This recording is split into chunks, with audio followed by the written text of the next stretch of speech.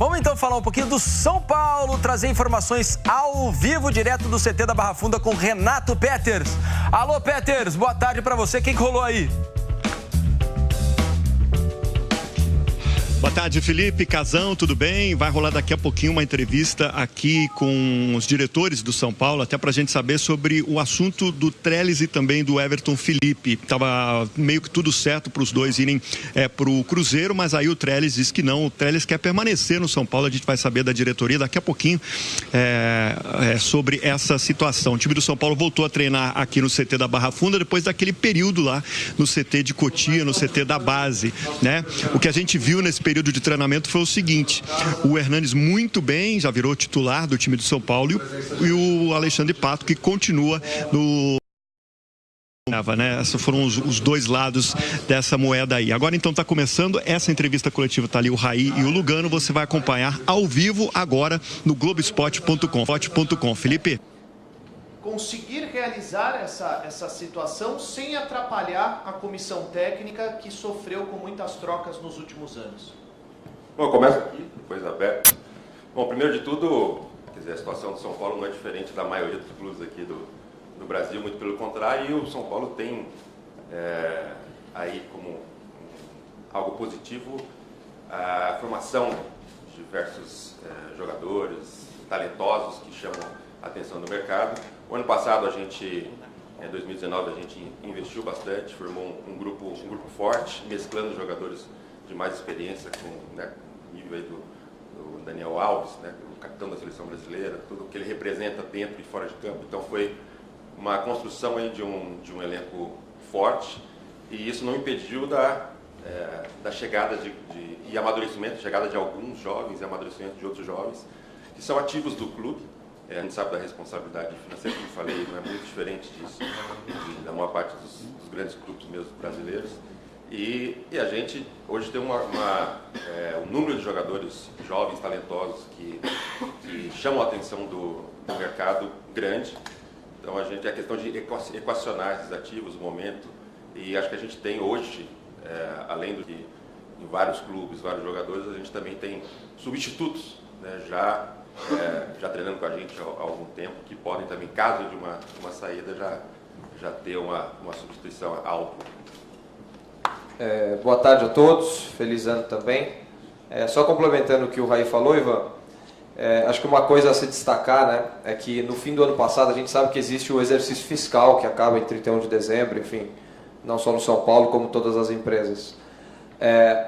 Mas a gente sentiu no mercado do ano passado, principalmente o mercado vendo as notícias que estavam circulando por aí, da questão do déficit, da necessidade de venda, a gente sentiu o mercado um pouco apostando nisso, apostando nessa necessidade neste momento para talvez trazer valores de jogador que a gente entende, na nossa opinião, para baixo.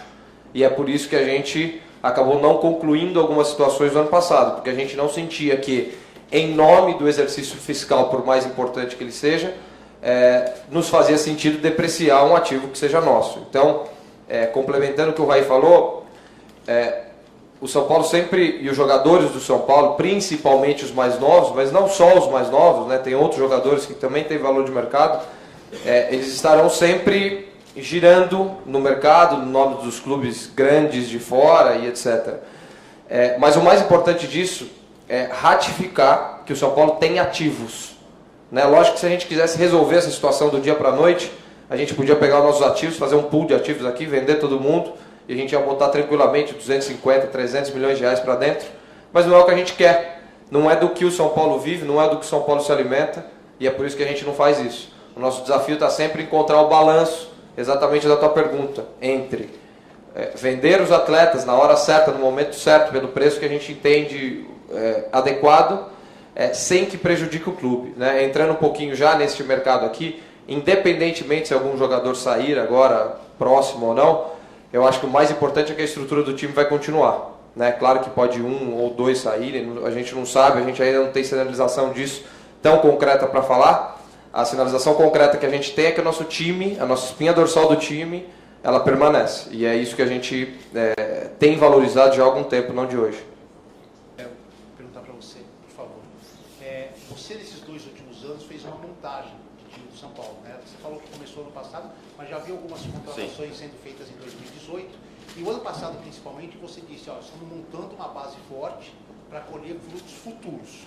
Então, em cima disso, com esse elenco que teve aquisições de jogadores que já estavam aqui, não teve nenhuma cara nova de contratação, mas que tem 2 jogadores por posição, você acredita que é um ano de frutos e o clube num todo, jogadores, comissão técnica e vocês, diretores, têm que ser cobrados por esses frutos em 2020?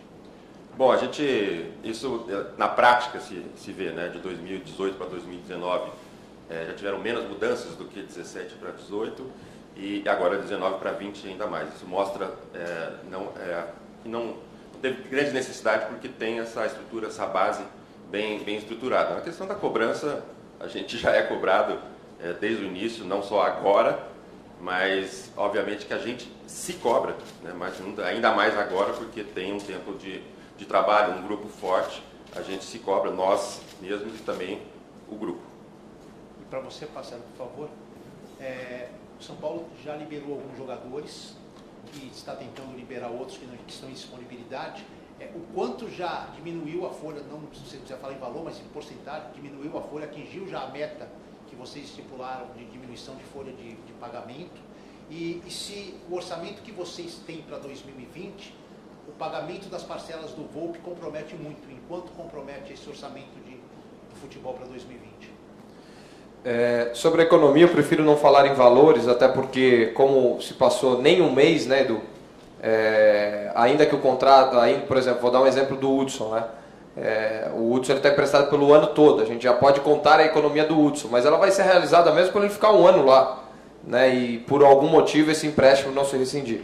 Então eu prefiro não falar em números nem percentuais, mas que a gente está trabalhando firme para essa meta de redução.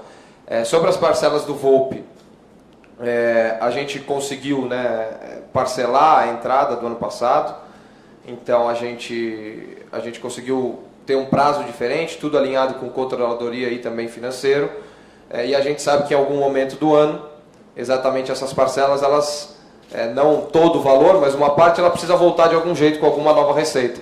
E essa nova receita pode vir inclusive até do próprio Volpi, né? Então, do benefício que ele traz, das pessoas que ele ajuda a levar no estádio, das camisas que ele vende, enfim, do ambiente que se cria, permanecendo o Volpi aqui por mais 4 anos. Então, com certeza, isso volta de algum jeito, às vezes de uma forma não tangível, mas que a gente vai trabalhar, lógico, para que isso não pese e não comprometa, como você falou. Boa tarde, eu queria perguntar para o Raí e para o Lugano uma coisa e para o Pássaro outra. Raí e Lugano, vocês foram vitoriosos no clube, e o São Paulo não ganha um título desde 2012, foi a Sul-Americana. O Paulistão começa na semana que vem, o São Paulo não ganha faz 15 anos. Até que ponto essa pressão atrapalha não só os jogadores, mas até exerce algo em vocês que hoje têm um cargo na diretoria? E para o Pássaro, se me permite já fazer a pergunta de uma vez. Pássaro, essa análise de mercado hoje no Brasil, os clubes brasileiros vendem cada vez mais jovens os seus jogadores e trazem jogadores experientes. O São Paulo agora passa por isso, pode vender algum jogador jovem agora, e trouxe o Daniel Alves já, um jogador veterano do Flamengo, vai vender o Renier, e trouxe o ano passado o Rafinha e Felipe Luiz. O Palmeiras pode vender o Matheus Fernandes para o Barcelona. Como que você enxerga isso? Dá para mudar? O futebol brasileiro, em quantos anos para você vai conseguir manter por mais tempo esses jogadores e mudar esse movimento? Por favor. Que como se falou para nós que fuimos jogadores e que tivemos a sorte, né, de ter momentos vitoriosos aqui em São Paulo, estes anos sem títulos preocupam, às vezes até desesperam, porque a gente quer fazer o possível e até o impossível para voltar no caminho das vitórias. Obviamente, dentro do campo era mais fácil porque você tinha incidência direta, agora indiretamente tem que mexer em muitas situações para provocar esses títulos. Eu acho que São Paulo está em um caminho consciente, estável, para voltar a ter títulos. Acho que está faltando um título para virar a página. Talvez pode ser o Paulista, como foi no ano 2005, que era algo similar a esta época. Veníamos de uma época sem títulos e um Paulista mudou a energia, mudou tudo e daí uma sequência de anos vitoriosa.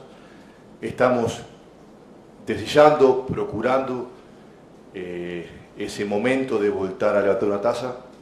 Tudo começa com a coerência no dia a dia, né? Com um trabalho noble, honesto, e temos muita fé que este ano, por nosso elenco, porque estamos merecendo, o São Paulo vai ter esse título que com certeza vai acordar o gigante e vai ser o primeiro de vários, né? Porque a história sempre foi assim, o futebol é cíclico e esta etapa em algum momento vai mudar e este ano tem que ser esse momento, né?